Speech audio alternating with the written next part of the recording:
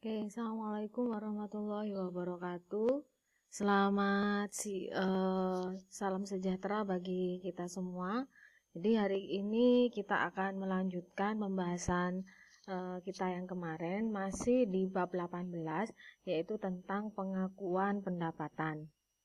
Dimana kalau kita ingat lagi bahwa pengakuan pendapatan ini untuk SAK yang baru ini ada perubahan yang cukup signifikan, di mana ketika kita akan mengakui sebuah pendapatan itu harus melalui 5 langkah, ya, harus melalui 5 langkah. Nah, kemarin kita sudah pertama mengidentifikasi kontrak tersebut, ya, apakah itu merupakan kontrak transaksi atau bukan. Kemudian yang kedua, kita mengidentifikasi ada berapa kewajiban dari penjual, hak dan kewajiban dari penjual atau pembeli yang harus disampaikan, apakah ada satu atau ada dua, ya. Nah, kemudian yang lain adalah berikutnya kita masuk ke step yang ketiga, yaitu tentang masalah menentukan berapa sih harga transaksi. Ya, harga biasanya kan memang lumrahnya kalau penjualan adalah harga pertukarannya. Ya, tetapi di sini kita akan bahas, kemarin sudah ada contoh-contohnya, ya. Nah, di sini kita akan bahas tentang apa itu harga transaksi itu sendiri, ya. Kalau kita lihat di sini, harga transaksi adalah jumlah timbal balik yang perusahaan harapkan akan terima dari pelanggan, gitu ya. Dari pembeli itu tadi yang diharapkan itu berapa. Kemudian dalam kontrak itu seringkali kita sangat kadang mudah, kadang juga sulit, ya. Kadang sangat mudah kita untuk menentukan setuju dengan pelanggan berapa jumlah yang harus dibayar, gitu ya. Jadi ada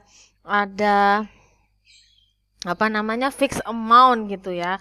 Ada jumlah tetap, tetapi kadang dalam beberapa kontrak perusahaan harus mempertimbangkan banyak hal, ya. Mas consider yang pertama ada variable consideration-nya, ya.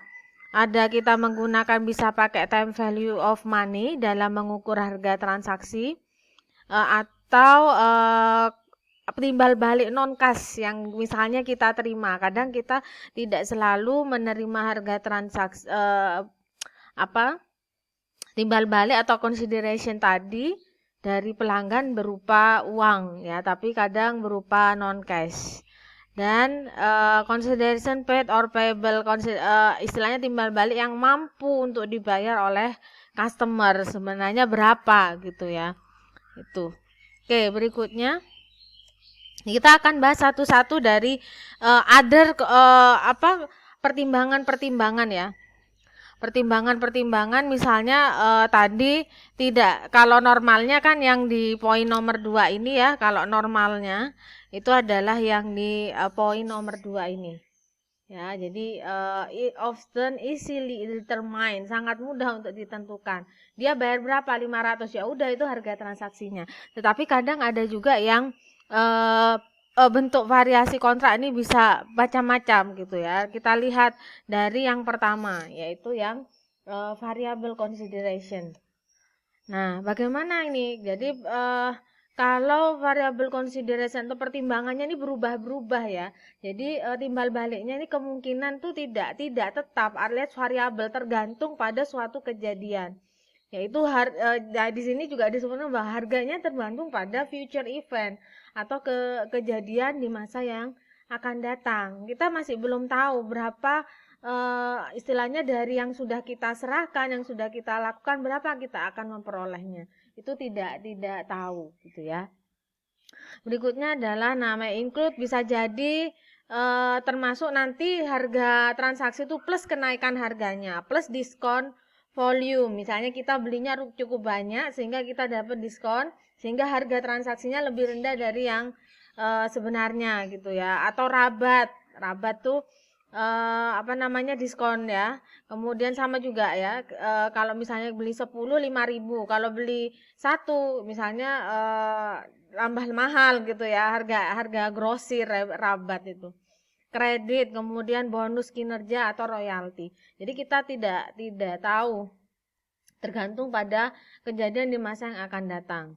Ya, jadi perusahaan harus mengestimasi jumlah pendapatan yang diakui kira-kira berapa gitu ya. Nah, bisa pakai expected value, cara memperkirakannya berapa yang akan kita akui sebagai pendapatan, bisa berapa jumlah yang kira-kira most likely atau 50% ini atau 90% kita bakal dapat berapa sih pendapatan. Nah, itu dijelaskan dalam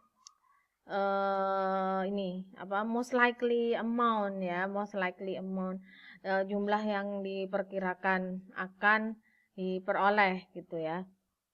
Nah, kemudian estimating variable consideration gitu ya.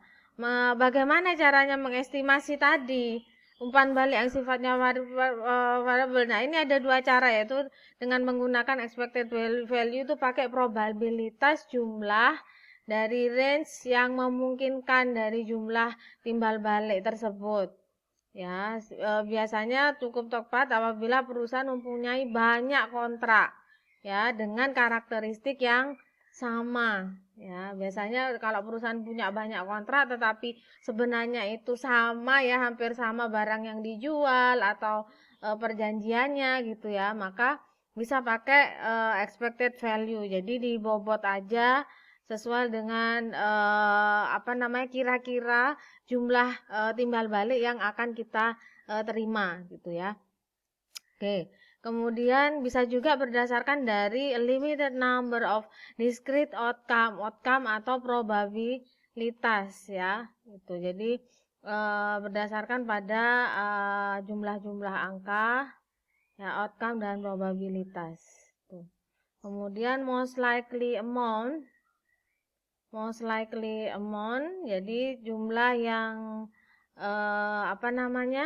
jumlah yang kemungkinan akan terjadi ya.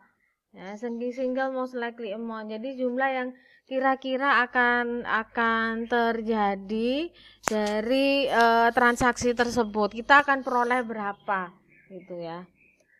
Nah, biasanya kalau ada kontrak yang mempunyai dua possible outcome ya.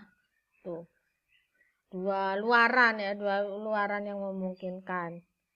Nah, itu bisa dikira-kira. Ini ada contoh saja ya. Peabody Construction, ini perusahaan konstruksi. Enters into a contract ya, terikat dalam suatu kontrak di mana dengan customer untuk membuat sebuah gudang. Harganya $100 kontraknya. Dengan bonus performance yaitu sebesar 50.000 kalau dia akan dibayar ini bonus performance kalau dia menyelesaikan tepat waktu ya. Dan bonus ini akan semakin menurun 10% tiap minggunya apabila completion date-nya atau penyelesaiannya itu semakin terlambat seminggu lagi, nanti akan turun 10% setiap keterlambatan gitu ya, setiap seminggu keterlambatan. Contract requirement are similar to atau mirip kontrak-kontrak ini keinginan kontrak similar to contract that Peabody has performed previously ya.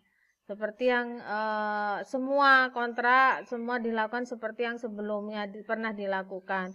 Manajemen percaya bahwa pengalaman ini is predictive for this contract. Ya, jadi pengalaman kita itu akan probabilitas kita bisa selesai tepat waktu itu berapa persen.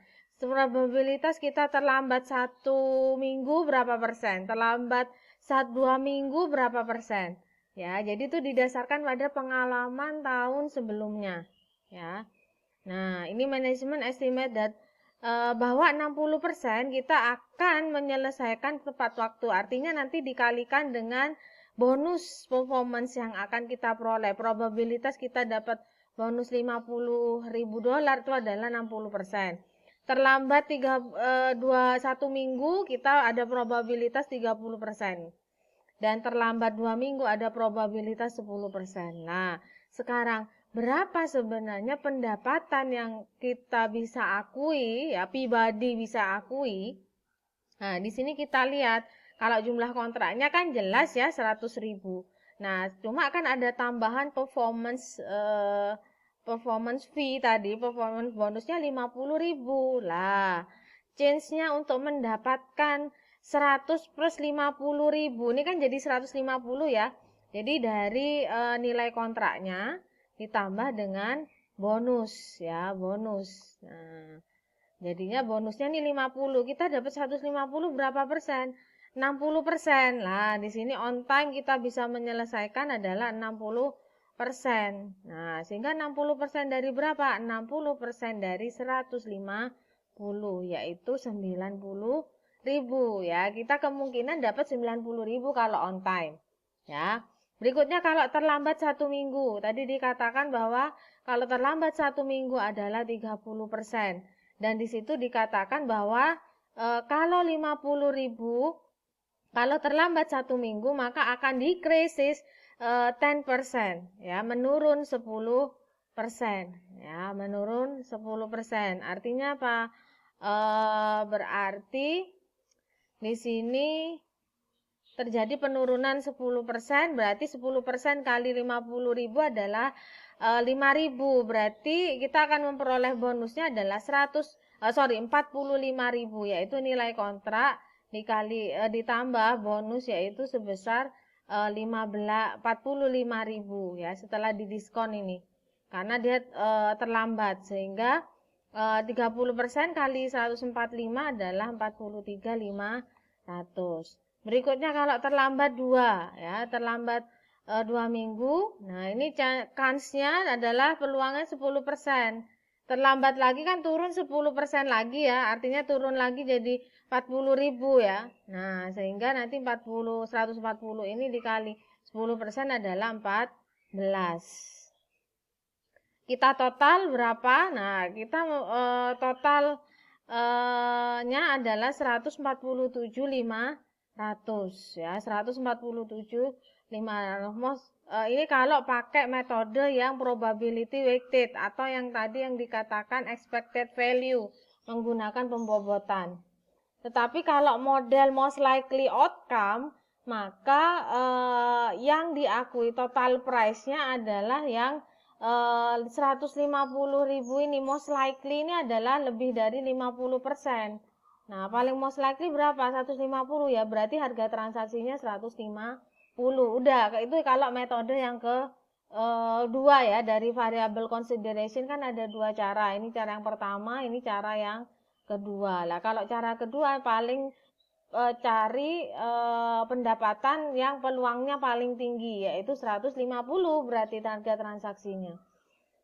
Itu ada 2 cara. Nah, berikutnya, nah di sini ini terkait aturan-aturan, masih terkait dengan timbal balik yang sifatnya variabel. Jadi bisa mengalokasi variable consideration kalau itu memang beralasan bahwa that it will be entitled to the amount, memang sesuai dengan jumlah yang akan kita terima, bisa menjamin bahwa itu mendekati jumlah yang akan kita terima gitu ya. Perusahaan hanya bisa mengakui pengakuan variabel ini kalau mereka memang memiliki experience dengan kontrak yang sama. Misalnya sama-sama dulunya pernah bikin gudang dengan ukuran yang sama. Kalau sudah punya pengalaman itu silakan. Ya, sehingga bisa menggunakan estimasi ya, cumulative amount of revenue. Dan berdasarkan pada experience, based on experience lah istilahnya ya, harus based on experience that they do not expect a significant reversal revenue. Jadi tidak ada pengembalian pendapatan yang diakui pada periode-periode sebelumnya. Jadi batal mengakui pendapatan itu tidak ada pengalaman itu. Berarti aman, boleh kita melakukan proses alokasi terhadap harga transaksi dari proses variable consideration. Boleh ya, dibolehkan. Kalau memang sudah pengalaman, kalau tidak ya mending pakai yang lain, mungkin tidak variable consideration, bisa menggunakan metode